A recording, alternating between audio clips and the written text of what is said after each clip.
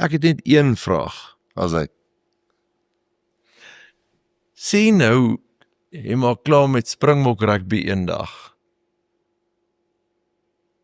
Wat sal die volgende challenge wees in Suid-Afrika? flip dan, hierdie wat ons, ek is flippend verkoop ons, nie verkoop so verkoop, ek is net totally sold op hierdie Suid-Afrikaanse ding, en ek flippend glo net, man, ek glo net, hierdie wat mense ons glo en hulle glo in ons, en ek weet, die boot gaan ons nou ergens sing, ek weet, ons gaan ons nou nie die hele tyd daarbo bly nie, maar ek glo net, Jesus, mense die hele tyd oop en eerlik is, en ek glo net, ek geniet dit ongelooflik, met hoe Suid-Afrikaners,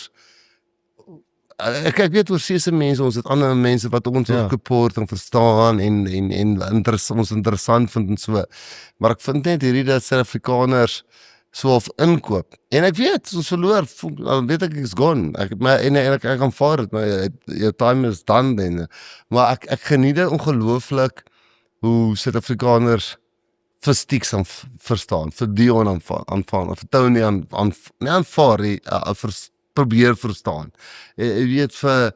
Andy, vir jou, vir my, ek is mal oor, hoe ek love it dat ons in Suid-Afrika, hierdie ding het waar ons skouers groot maak en sterk staan, ek weet nie, as het stop volgende jaar, ek besef ons verloor, en dan is dit so, dan is dit voorbij, ek verstaan het, maar ek verslaaf aan, hoe Suid-Afrika so maak, Functioneer,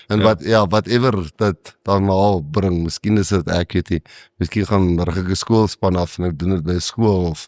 ek weet nie, maar as ek net altyd hierdie feeling het, wat ek nou het, ek praat nie van die wen nie, ek praat van die intertwinedness, van ons in Suid-Afrika, ek sal seker dit altyd chase vir die rest van